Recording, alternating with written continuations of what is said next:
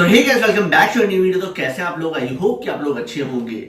और आज की इस वीडियो में यार हम बात करेंगे कि 2025 में बहुत सारे ऐसे लोग हैं जो कि अपना क्लाउड किचन स्टार्ट करना चाहते हैं, और काफी सारे ऐसे भी लोग हैं जो ये सोचते हैं कि यार फूड बिजनेस में क्या प्रॉफिटेबल हम बन सकते हैं या नहीं बन सकते। तो उसी बारे में मैं आपको समझाऊंगा कुछ चीजें एग्जाम्पल के साथ, तो आपको अच्छे से ये चीजें समझ आएगी कि एक क्लाउड किचन हो चाहे एक फूड बिजनेस हो, उसमें हम प्रॉफिटेबल किस तरीके से बन सकते हैं, या इसको कुछ इस तरीके से भी कह सकते हैं कि एक फूड बिजनेस को हम प्रॉफिटेबल बिजनेस किस तरीके से बना सकते हैं। तो काफी सारे लोगों की एक सोच है कि जो फूड का बिजनेस होता है उसको प्रॉफिटेबल बनाने के लिए आपको बहुत ज्यादा उसमें मेहनत करनी पड़ती है। देखो, मेहनत तो आपको हर किसी काम में करना पड़ेगा, बट आज जो मैं आपको इस वीडियो में बताऊंगा उसके जरिए आप काफी चीजें समझ पाओगे। तो चलिए बिना देरी किए वीडियो को स्टार्ट करते हैं।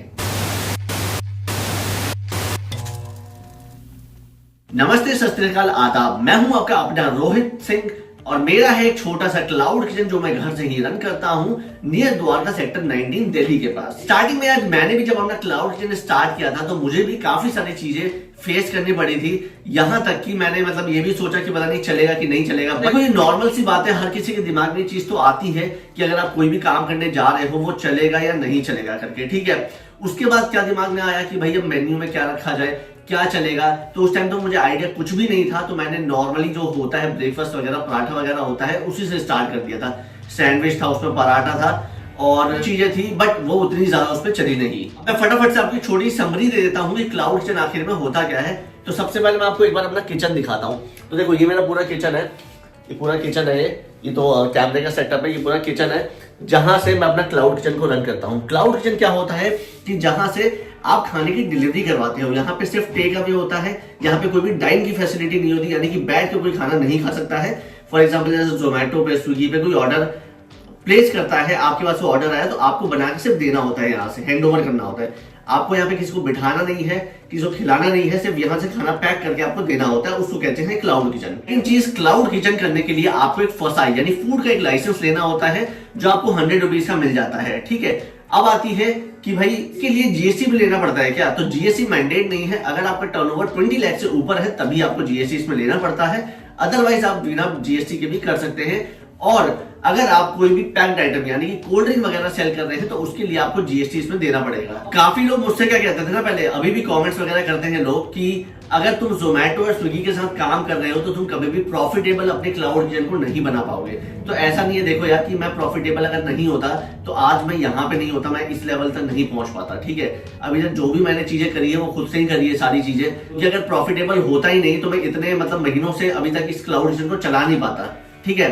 तो देखो, होता है प्रॉफिट, बिल्कुल होता है, बट थोड़ा कम होगा। जोमेटो स्विगी का जो परसेंटेज होता है कमीशन का वो थोड़ा सा हाई होता है, जिसकी वजह से आपको जो प्रॉफिट होगा वो यहाँ के बदले यहाँ आएगा बस। लेकिन ऐसा नहीं है कि बिल्कुल आप प्रॉफिटेबल हो ही नहीं पाओगे, ऐसी बात नहीं है।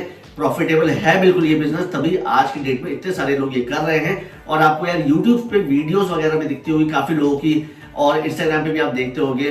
तो ऐसा नहीं है, अगर प्रॉफिटेबल है तभी वो लोग कर रहे हैं, ऐसा ये चीज है कि देखो यार, किसी चीज को प्रॉफिटेबल बनने में थोड़ा सा टाइम लगता है। अगर आप वो टाइम दे देते हो उस बिजनेस में तो आपकी ग्रोथ अच्छी खासी फिर बन जाती है। काफी सारे लोगों के ना दिमाग में क्वेश्चन आता है, जो कि सबसे बड़ा और सबसे मेन क्वेश्चन होता है किसी भी फूड बिजनेस के लिए, कि भाई आखिर बेचना क्या है। अब खोल तो दिया है, अब बेचना क्या है इसमें, ठीक है। तो देखो, मैं आपकी सबसे बढ़िया एग्जांपल आपको देता हूं जिससे आपको चीज समझ आएगी।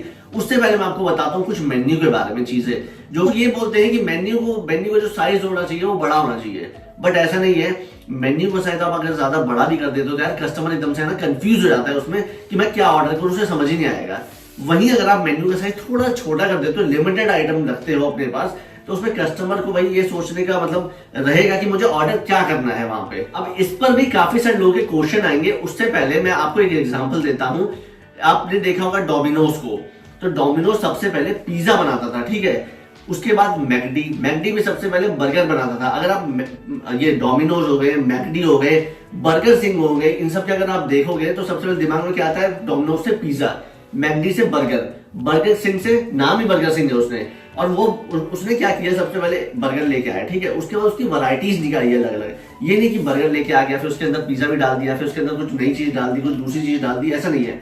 उसने क्या किया, सबसे पहले बर्गर से अपना स्टार्ट किया, देन उसके बाद धीरे धीरे धीरे धीरे उसके अंदर अलग अलग वैरायटीज लेके आया अपने मेन्यू के अंदर। इतनी बड़ी बड़ी जो कंपनीज है वो भी अपने मेन्यू में सिंगल आइटम से अपनी चीजों को स्टार्ट किया था उस टाइम।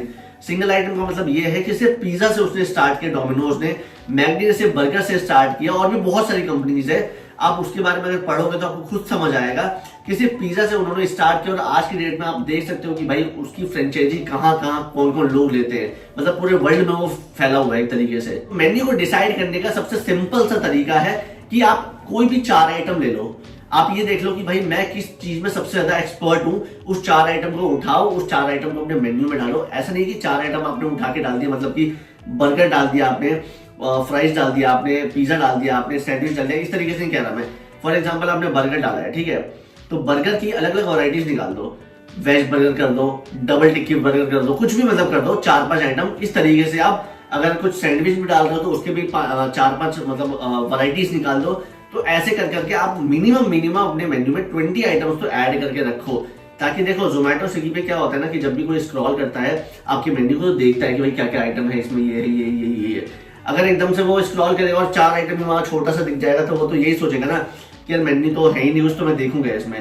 तो एक तरीके से वैरायटीज निकालो आप। मैं ये नहीं कह रहा कि अलग अलग आइटम ऐड करो, आइटम आपके लिमिटेड रहने चाहिए, बट उसके अंदर वैरायटीज निकालो। अब देखा होगा आपने डोमिनोज की आज की डेट में कितने सारे पिज्जा है उसके यार, मतलब काफी सारे पिज्जा हैं। ऐसी मैकडी के आप जाओगे तो नई नई बर्गर्स की वैरायटीज लेके आते रहते हैं वो लोग। अब चलो सबका एग्जांपल भूल जाओ, मेरा ही ले लो कि मैं हूं, मैंने क्या किया था, मैं सिर्फ पिज्जा सेल करता हूँ। काफी लोग मुझसे पूछते हैं कि तुम पिज्जा की वीडियोस डालते हो, बर्गर की वीडियोस डालते हो, तो कैसे बर्गर और पिज्जा ही सेल करते हो क्या?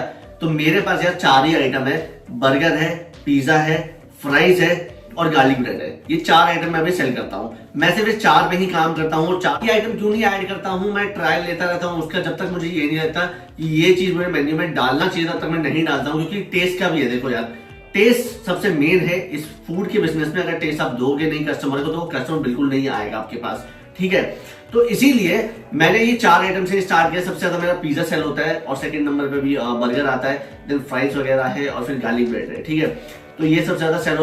पिज्जा तो यार देखो सबको पसंद आता है, तो पिज्जा मोस्टली मेरा सेलिंग आइटम है। तो इसी तरीके से आप भी डिसाइड करो कि आप क्या ऐसी चीज है जो कि बहुत अच्छे से बना सकते हो, चाहे वो 10 लोग क्यों ना बनाए। आपके अंदर ऐसी क्या चीज है कि आप उसको कुछ अलग तरीके से अगर बनाओगे तो लोग आपको पसंद करेंगे, बोलेंगे यार इसका वाला खाना ज्यादा अच्छा लगा हमें। आज की डेट में क्या है ना कि मेरे पास जोमेटो स्विगी पे तो है ही कस्टमर्स, बट मेरे ऑफलाइन भी कस्टमर्स काफी सारे बन गए हैं। अब इसमें क्या होता है कि अगर देखो जोमेटो आपसे ज्यादा कमीशन ले रहा है तो मेरा ऑफलाइन कस्टमर है वो कमीशन मतलब एक तरीके से मैनेज हो जाता है, बराबर हो जाता है। तो मुझे कोई भी इसमें ये नहीं है कि मुझे कम प्रॉफिट हो रहा है। जो मैं इस लेवल की बात कर रहा था ना कि प्रॉफिट इस लेवल पे होता है, तो इस लेवल पे आपको जोमेटो स्विगी पे मिलता है, तो मेरा अभी ऑलरेडी इस लेवल पे अब जा चुका है, क्योंकि मैंने कस्टमर बेस बना दिया है अपना। साथ ही साथ मेरी मार्केटिंग चलती रहती है, जो कि इंस्टाग्राम है, यूट्यूब है, फेसबुक है, अलग अलग मतलब प्लेटफॉर्म से मैं अपनी मार्केटिंग करता हूँ। जो मैं वीडियोस वगैरह बनाता हूँ वो एक तरीके से मेरी मार्केटिंग है। तो सबसे पहले यार देखो आपको ये देखना है कि आप किस चीज में एक्सपर्ट हो, कौन से खाना आप बहुत अच्छे से बनाते हो, कौन से डिश बना सकते हो बहुत अच्छे से। अगर आपको कुछ भी नहीं आता है बनाने, सोचते हो कि यार मैं तो किसी में एक्सपर्ट ही नहीं हूं, तो सबसे पहले यार उस चीज को सीखो जो आप बनाना चाहते हो, जो अपने मेन्यू में ऐड करना चाहते हो।